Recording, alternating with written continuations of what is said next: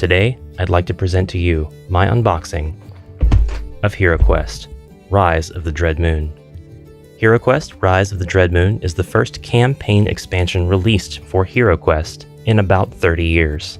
It was developed by Avalon Hill and does require the game system of HEROQUEST to play. On the cover, we get to look finally in person at the art that has been teased and leaked and shown online for months leading up to its release. I finally got this in the mail today and stayed away from all kinds of spoilers so that I could see this and react to it genuinely myself for the first time. We know that it comes with a host of miniatures, a brand new 10 quest book, and by the way, there is a prequel quest that links this adventure to the Mage of the Mirror adventures, and that is available online.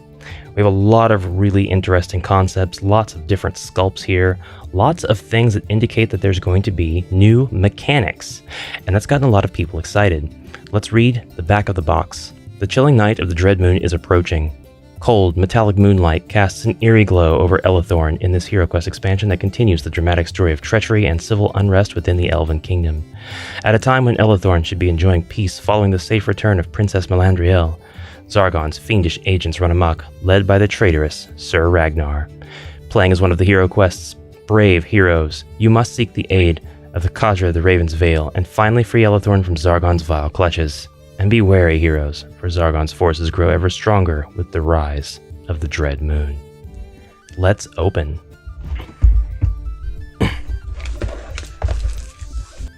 First impression of the box art itself, it's really quite lovely. When I received this expansion in the mail from Big Bad Toy Store, for the record, the box was so lightweight that I thought it might have been one of my figures that I'd ordered separately.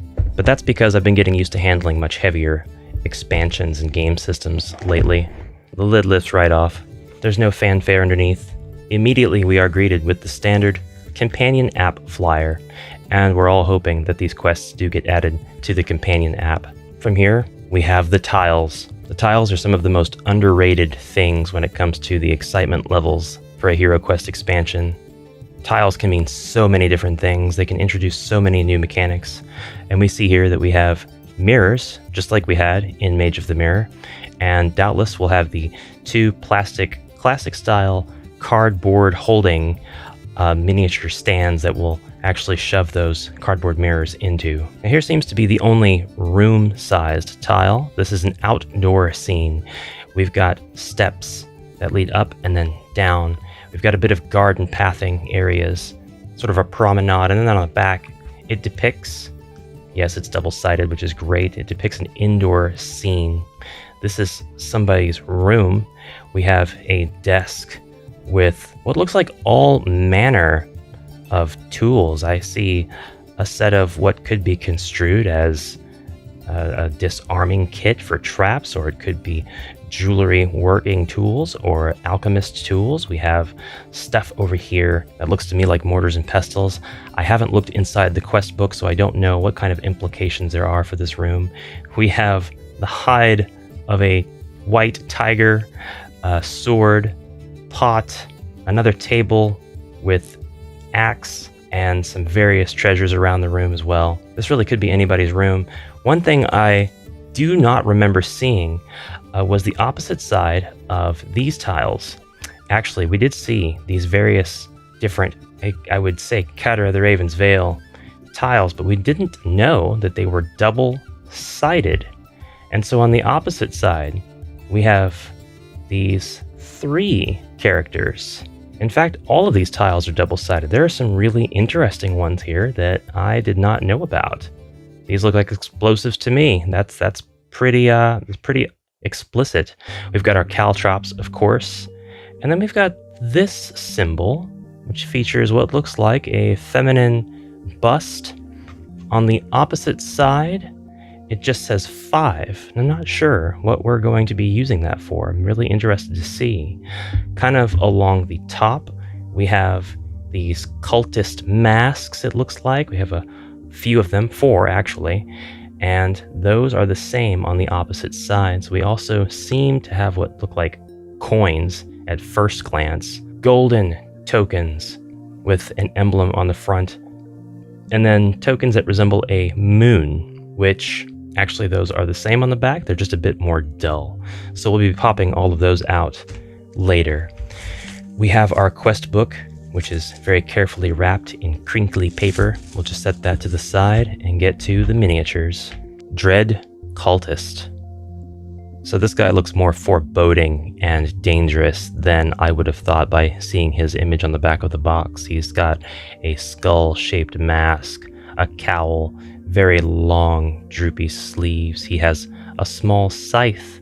What could that be used for? Alchemical purposes? Sacrificial purposes? Some kind of ritual, perhaps? Very good sculpts. I like this guy, and I like that he's gray, goes right alongside the other Dread faction. We get 4 of them. Actually surprised that they're kind of harder to pull out of the tray this time.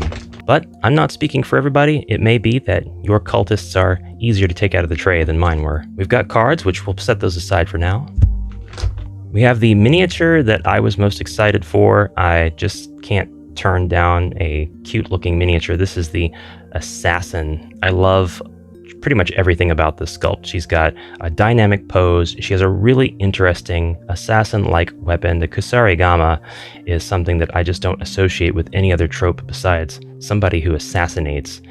And overall, she's just really cool. We've got a dagger at her waist, and we can see that she's obviously an elf. We have elf archers, and these are the exact same sculpts as what come with the Mage of the Mirror. The existing elf archer I have on the right here is from the Mage of the Mirror expansion, so it is the exact same sculpt. Now I should specify that there are male and female presenting sculpts in this expansion, and they do mimic the identical male and female sculpts that are also with the Mage of the Mirror expansion. The male and female presenting elf warriors also make a return, and they are identical to the sculpts that come with the Mage of the Mirror expansion as well. Let us tarry no longer in showing the knight miniature. This is the androgynous knight hero that we have been promised for so long now. Avalon Hill have pulled through in delivering to us a retail available knight. This is the sculpt when compared to the commander of the Guardian Knights. It actually mimics the pose more of the female knight.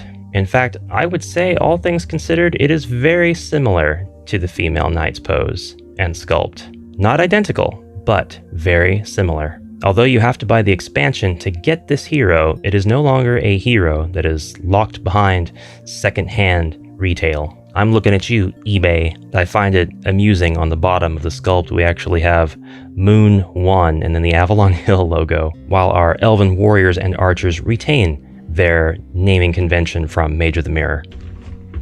It looks like we get to complete our elvish line of furniture with the elvish cupboard coming with this set, as well as the elf architecture table. We finally get an elf table. Those are very strange symbols on the side. Not symbols, that is a person's head.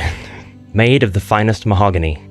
We of course get our elven style metal and wooden doors, which will note the beginning and end of certain quests. And for you classic fans out there, you'll find that the best sculpts in the entire box are right here. And that's it. But wait, there's more. As is the norm, we have a second layer under the tray. And this is where the really good stuff is. So I'm going to take back what I said about pulling the minis out of the trays. Everything was easy to pull out after the Dread Cultists. I don't know why that was. Here we have awesome statues on very well done plinths. Male and female presenting elven warriors. Knights perhaps. Fabled heroes? I'm not sure. Perhaps it specifies in the quest book. They're really awesome looking. I love the look of this one. There's a lot of detail that the pictures on the back of the box and the pictures that I've seen online just could not convey. Her sword slightly out of the sheath. She's got a very thin sword. She's got a ponytail, a braid actually in the back. And I really like her buckler. Very cool shield in my opinion. Our other elf hero has a different taste in swords and shields and a bit of a different taste in wardrobe as well. He is no less impressive and he is no less detailed with his sculpt. Really pleased with that. Very interested to see what kind of role these will play with the game. Next up, we have 2 members of the Magus Guard. These guys are not jokes. They are very seriously strong and they can cripple your party if you don't deal with them quickly. They do call to mind the Dread Warriors. I don't think that's an unfair comparison in both stats as well as sculpt. It does almost seem like these could be Dread Warriors of an elven origin. I don't think that that is the lore behind them, but it is interesting to compare them as design features go. I really like their shaped swords. This was done very deliberately. Their hands look really, really good. There's a lot of detail in the hand grasping the hilt of the sword. And their armor and chainmail, everything is legible and really impressive, down to the rivets on the backside of their shield. So this sort of phoenix emblem on the front will be a lot of fun to paint for a lot of people, I'm sure. You get 2 of them, so talk about double trouble. Next up, we are going to look at the first ever translucent mini. I'm really glad Avalon Hill went with translucent plastic for these. I can think of no better material for these specters. And I want to point out that they are really made of sturdy stuff. These guys are strong. You are not going to break these in a regular game session. I like that. I really, really respect that. Trying to get a closer look, they seem to be wearing, if you can call it that, a sort of robes. I think that they definitely had a role in life before they were turned into specters. They all sport an updo, which is really more because of the spectral anomaly that causes them to magically float around ethereal in incorporeal bodies.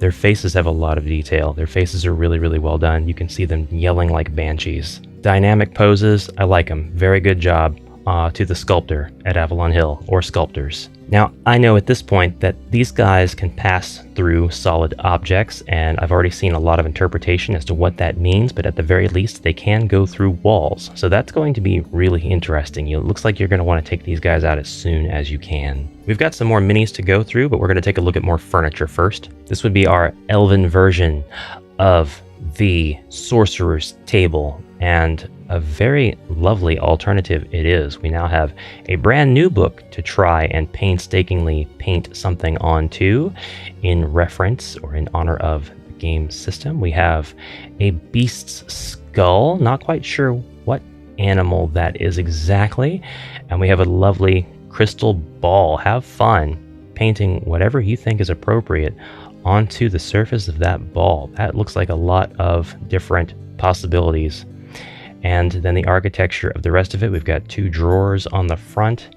Everything looks really good here. Sorry about the camera going in and out of focus. It's pretty confused as to what it's looking at. I'm trying to keep everything nice and close so you can see everything in all of its glorious detail. I had to break into the quest book to see what this was referred to, and it is called the rack. So this would be the elven equivalent of the torture rack. Due to its appearance, there was a lot of speculation as to what this could be. We do see a clear, translucent figure trying to emerge. It looks like it is in pain or in agony of some kind, perhaps trapped. And that makes sense because this thing is actually called the rack, and in parentheses it says arcane prison. So with this actually being intended to just sit onto the board like this, very, very strange visual. Very threatening, very foreboding, very cool. We've now got the members of the Cadre of the Raven's Veil to look at. These guys are purple. We have a purple faction. And you'll forgive me for using the word faction. It's just a word that I'm used to. It's not representative of any official terminology that I know of as far as the HEROQUEST game system goes. It is just a word that I use that is standardized to refer to the different groupings, arbitrary groupings of different characters. So first up is the Arbalist. That means they use a crossbow. I'm going to show you their accompanying card, and really I should have shown you the cards alongside all the sculpts, but I'll do that here in just a second, show you all the cards. We see that its movement squares are 6, attack and defend dice are 3, body and mind points are 2. It uses a crossbow. When attacking adjacent monsters, they use a broadsword. That's great.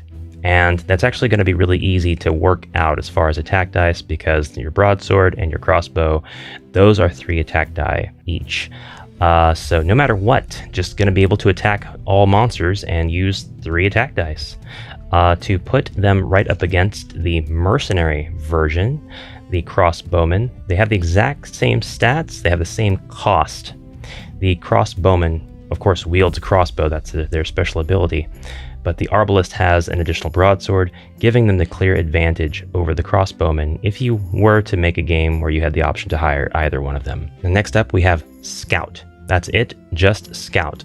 And you can definitely tell, same kind of character, same roguish attire, very stealthy, not concerned with being found, but if you find them in a dark alley, you will not live to tell the tale. Now, unfortunately, with the crossbowmen and the Arbalist, there's virtually no distinction between the symbols that are used to represent them for the different maps.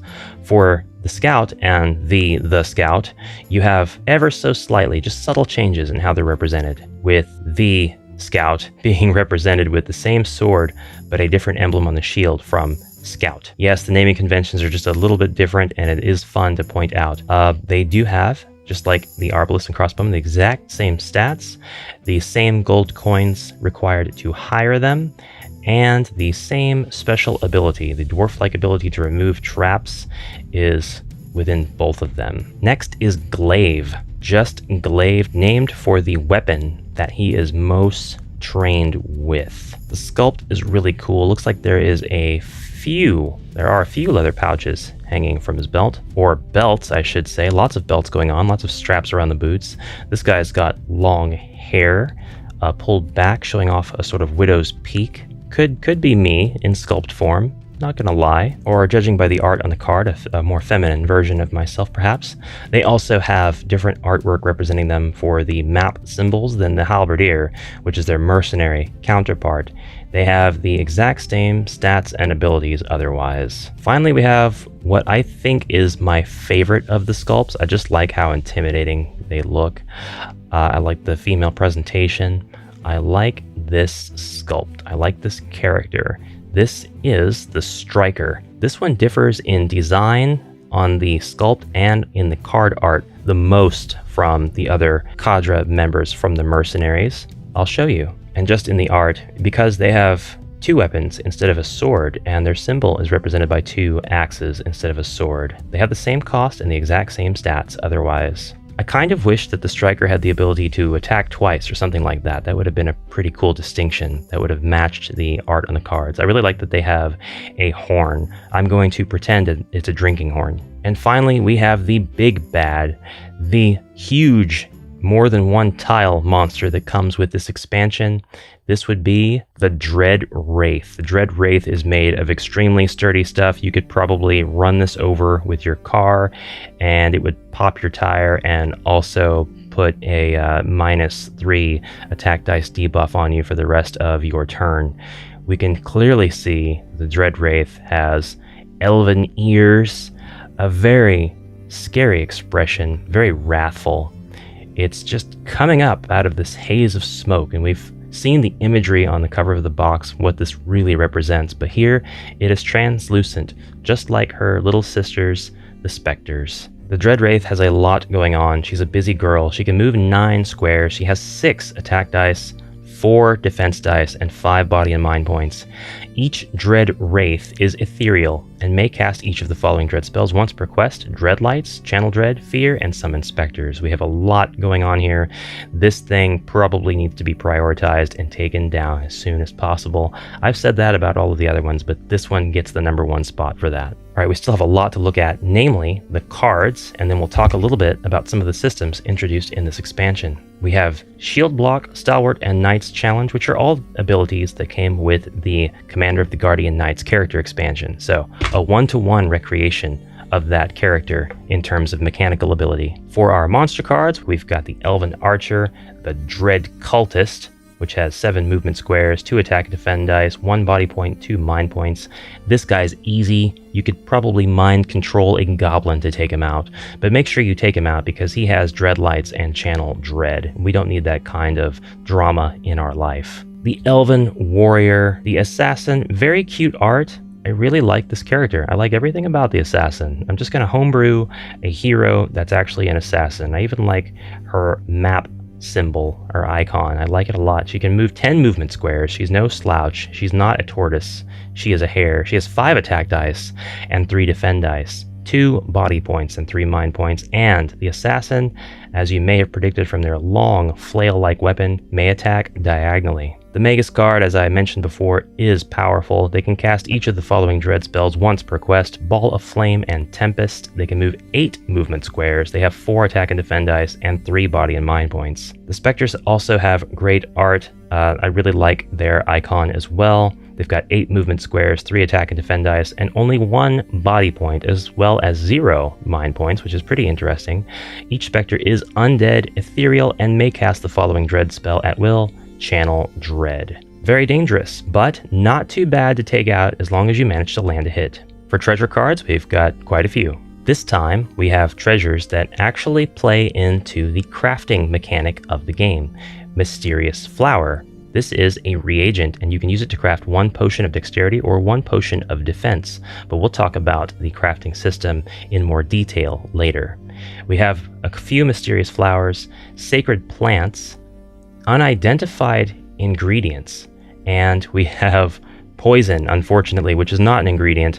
I mean, it could be if you could convince the enemies to eat your delicious mysterious flowers, but having more poison in the deck, never a good thing, very dangerous for our heroes. The expansion comes with 3 dread spells, and if you're like me, a Zargon who loves to have a variety of magic to use against the heroes, they are very welcome indeed. We have Channel Dread.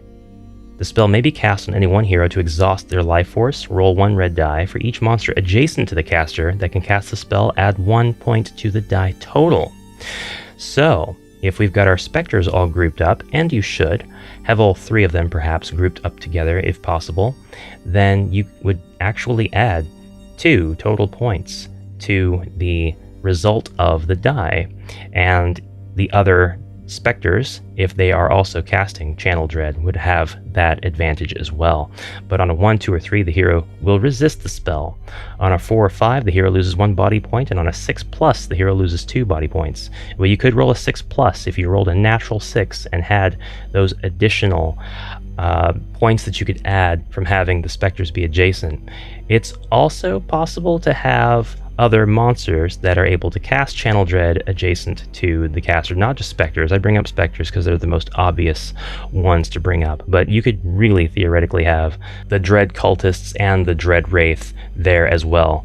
And if you did manage to have all 6 of them there adjacent to the monster, I don't know if it means orthogonally adjacent or if diagonal counts.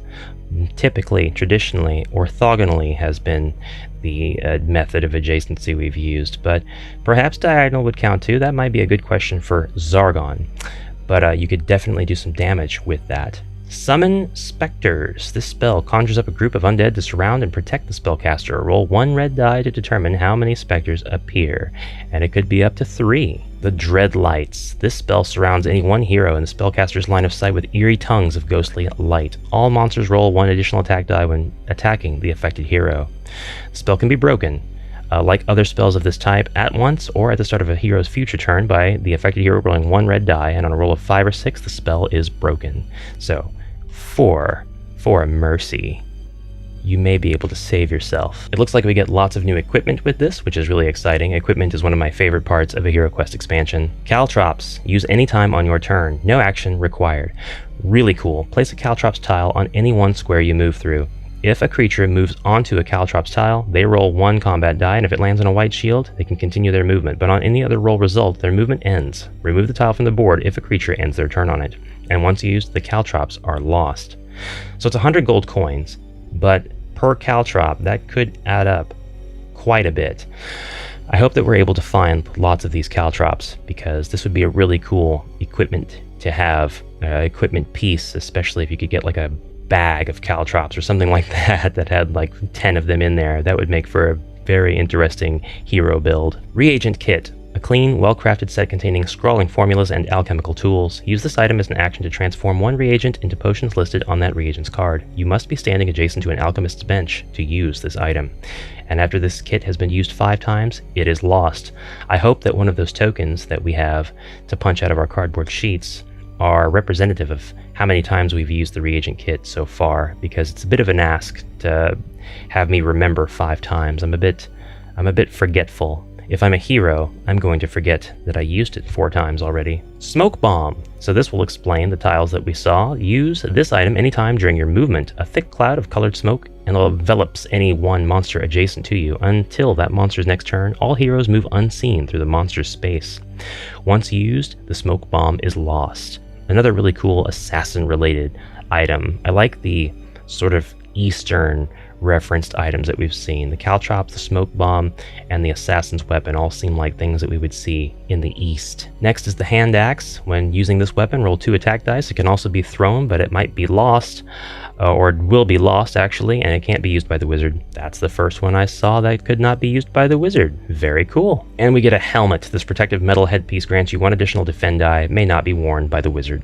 So pretty interesting note. This expansion comes with the knight, whose card we'll take a look at next. You've all seen this art before if you've been keeping up, but does not come with equipment that represents the short sword and the shield, so that might be a minor gripe for some people. We do see a helmet with this expansion, but not the standard equipment that comes with the knight, so that's just an interesting observation. Next up, we'll take a look at the artifact cards. We've got the Raven's Talon. The eyes of the raven glitter dangerously as you wield the blade. You can roll 2 attack dice. This is a dagger, specified to be a dagger in the instruction text. On your turn, you may re-roll any 1 attack die that lands on a black shield, so this would be a really cool weapon for the rogue to use. The Cloak of Shadows, a dark mantle threaded with silk of the Umbra. As an action, you may use the power of this cloak to become insubstantial. On your next movement, you move as though the spells Pass Through Rock and Veil of Mist have been cast on you. This artifact may only be used once per quest. Still really cool and really useful, since these spells really could only be cast on you once per quest. And it says, as though the spells Pass Through Rock and Veil of Mist have been cast on you. Both of the effects together. Very nice for 1 movement. Really, really cool. The Scales of Elithorn. Love that already. Gleaming armor crafted by the finest elven artisans. This enchanted armor grants you 1 additional defend die. When you attempt to resist the effects of a dread spell while wearing this armor, roll an additional die. This artifact may be combined with the helmet, shield, and or wizard's cloak. That is cool. It does not say that it can't be used by the wizard, and even says it can be combined with the wizard's cloak. So win for the wizard. Win for the wizard right here. Next up is Phoenix Ash, the last remains of the legendary Phoenix. You may use this artifact once per quest when any one hero is reduced to 0 body points, to instead reduce them to 1. Immediately roll 1 red die. On a 5 or 6, this artifact is lost. On any other roll result, keep the artifact. You can also use it as a reagent to craft 5 potions of healing or 1 elixir of life. Next is the Dawn Shield, a golden shield that shines with radiant light at the break of day. This shield grants you 1 additional defend die once per quest. Before any one hero's defend die are rolled, you may use the shield's power to force the attacking monster to re-roll all attack dice. This artifact may not be used with the battle axe or staff and can be used by the wizard, go figure. Finally, we've got Swift Wind and Pass Through Rock spell scrolls. Finally, we have quite a comprehensive set of cards called the Alchemy deck. There are a lot of them here. We're probably going to see a lot of repeats, but let's take a look. Celerity. Syrupy sweet. Drink this potion to move up to 12 squares on your turn instead of rolling movement. When you attack, make 2 weapon attacks instead of 1. This potion's effects end if you suffer any amount of damage. So this could potentially be in effect for the entire quest. That is really cool. It is a crafted item, so we're collecting those reagents to craft this thing. Next up, we've got Heroic Brew, which you could, of course, craft. You could also acquire this in other means, or even outright, I think, buy them in some expansions. Or similar potions, rather, with the same effects. Ogre Grog. It is considered a rare delicacy amongst collectors. Drink this potion and roll 1 combat die. If it lands on a skull, lose 1 mind point, and on any other roll result, you are unharmed. Usually we don't care about mind points too much, but I think that the mind points are going to have a really big role in this expansion. Potion of Battle. Bitter, but effective. You can drink this potion to re-roll all of your attack dice. By the way, we're getting into the cost stuff, which is interesting since they are part of the Alchemy deck. So actually, these are not all things that are strictly crafted, but also things that you can just purchase. Potion of Battle Rage, the Potion of Defense.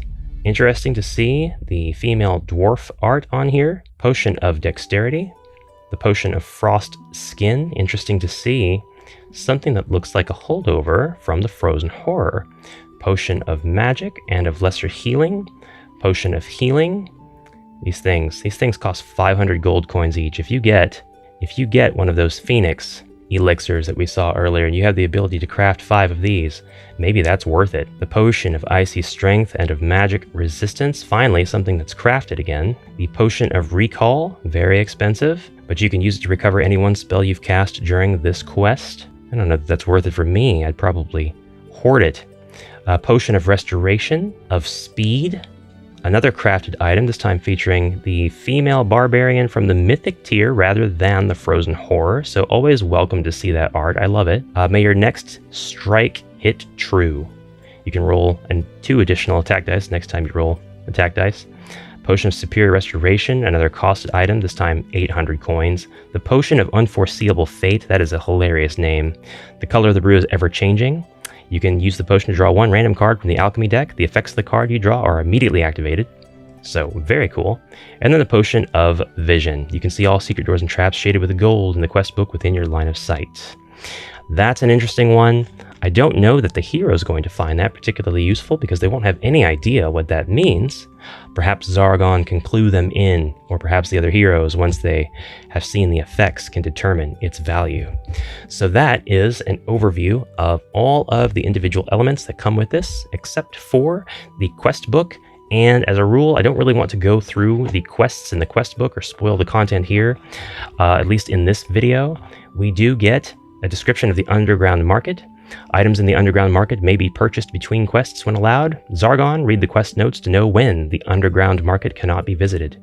So we've got the armory from the game system, and we have the underground market. And from the underground market, we can at least purchase a reagent kit, smoke bombs, and caltrops. We get our page detailing exactly what all comes with this expansion. We do see some text that tells us the Rise of the Dreadmoon quest pack concludes the exciting story begun in the Mage of the Mirror expansion, but it must be played with the HEROQUEST game system. So you don't need to have the Mage of the Mirror expansion to play or enjoy this unless you are really hardcore trying to follow the story, in which case the appropriate quest order for those who are most interested in the lore and who just really want to see things through in the order that they were kind of intended to be experienced in that way would find it helpful to have played Mage of the Mirror first. But you don't need to play Mage of the Mirror to enjoy or play or understand Rise of the Dreadmoon. That point has been made very clear. We've got our component descriptions.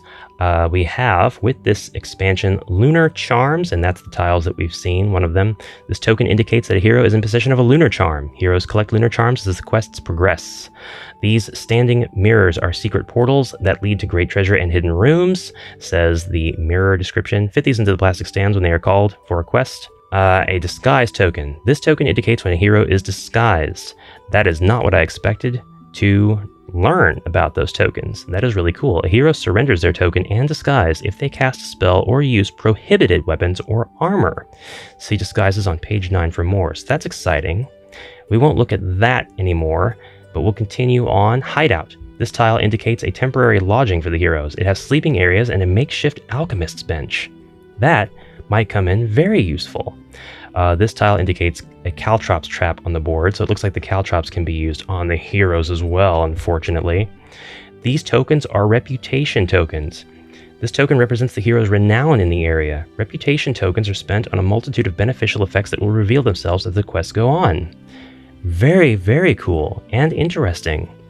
Plaza. This tile indicates a large open-air space in the city. Any room a plaza is placed over completely will not count as having walls, and the plaza will effectively extend into the corridors. If it cuts into other rooms without covering them, the boundaries of the plaza will count as walls along its borders with rooms it does not fully cover. Monsters in the plaza are inactive unless they are attacked or an undisguised hero or active monster enters their line of sight.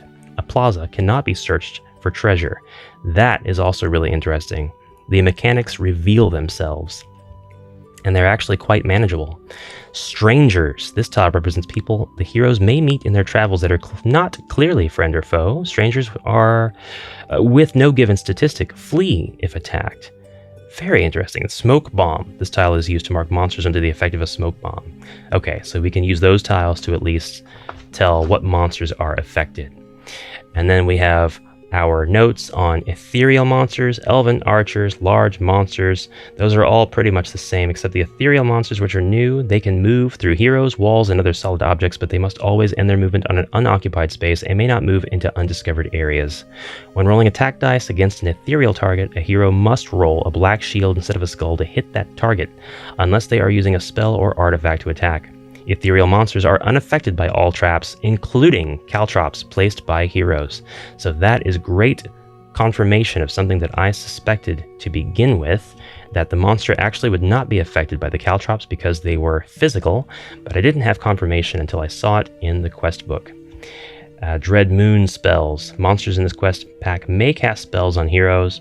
Each monster may cast each spell they know once per quest, regardless of if another monster has already cast that spell.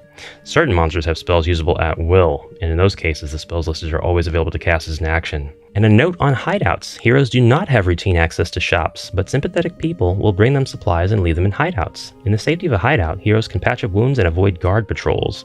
Each hideout comes equipped with an alchemist bench, may be searched for treasure once per quest, and is safe from threats. And any wandering monster or hazard cards drawn when searching the hideout do not take effect and are immediately returned to the bottom of the deck, so it's very safe. As an action once per quest, while in the hideout, each hero may roll 1 red die and restore that number of points, divided among their body points and mind points. The hero decides the distribution between the 2 pools of points. So if you roll a 5, you can choose to restore 3 body points and 2 mind points, or 5 body points and 0 mind points. That's very, very cool. We have our additional rules for reputation tokens, hiring mercenaries, unarmed combat, disguises, craft potions, random potions, and alchemy cards, as well as elven mercenaries. So we'll get into that in another video. For now, that is the unboxing and presentation of Rise of the Dreadmoon. I'm really excited to play the quests in this expansion, and I know that you guys are too. So I hope you look forward to more Rise of the Dreadmoon content right here on the channel. Please consider subscribing if you haven't already done so, and I'll see you in the next video. Have a great rest of your day. Bye for now.